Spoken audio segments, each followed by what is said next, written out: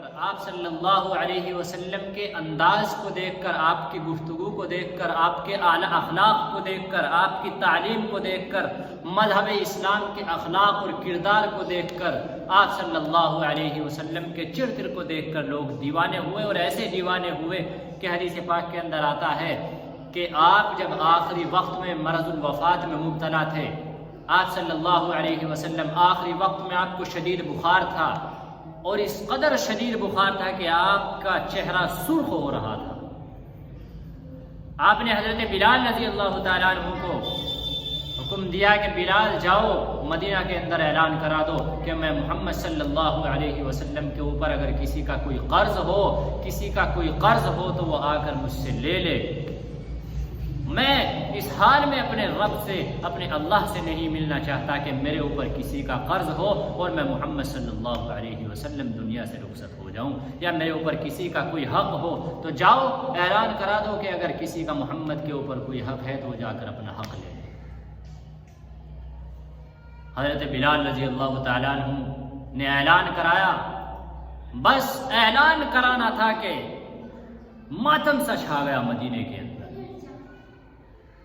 لوگ غمگین تھے، زار و قطار رو رہے تھے، لوگ مدینہ مسجد نبوی میں اکٹھا ہوئے، آپ صلی اللہ علیہ وسلم باہر تشریف لائے، آپ نے لوگوں کو دیکھا، غم کا ماحول ہے، تمام لوگ رو رہے ہیں، افسوس ہے، ایک ماحول کے اندر کیا کیفیت ہوگی اس وقت، کیا منظر ہوگا وہ جس وقت میں دیوانہ رسول، عاشق رسول، بے تحاشا بے انتہا محبت کرنے والے زار و قطار رو رہے تھے، اور آپ شدید بیمار تھے۔ ایسے مجمع میں آپ نے فرمایا کہ اگر کسی کا میرے اوپر کوئی حق ہو، کوئی قرض ہو، کچھ بھی ہو تو وہ مجھ سے لے لے، میں نہیں چاہتا کہ کل قیامت کے دن میں کسی کا کوئی حق لے کے اپنے رب کے سامنے جاؤں۔ ایسے ماحول میں، ایسے مجمع میں، ایسے پس منظر میں جب سب زار و قطار رو رہے تھے، ایک صحابی رسول، ایک عاشق رسول اٹھتے ہیں اور آپ نے فرمایا کہ یا رسول اللہ، جنگ احد کے موقع پر ایک کوڑا آپ کا میری پیٹھ پر لگا تھا، میرا آپ پر حق ہے، میں اس کا بدلہ لینا چاہتا ہوں۔ آپ صلی اللہ علیہ وسلم کو وہ صحابی کہہ رہے ہیں، بس حضرت عمر رضی اللہ تعالیٰ عنہ موجود تھے۔ حضرت عمر رضی اللہ تعالیٰ عنہ نے کہا کہ آپ بدلہ لو گے؟ آپ دیکھ نہیں رہے ہو کہ کتنے بیمار ہیں محمد صلی اللہ علیہ وسلم، اللہ کے رسول، چہرہ سرخ ہوا جا رہا ہے، آپ کو اگر بدلہ لینا ہے تو میں عمر تیار ہوں، آپ مجھ سے بدلہ لے لیجئے، مجھے کوڑا مار لے لیجئے، میں تیار ہوں۔ آپ صلی اللہ علیہ وسلم نے، سرکار دو عالم نے،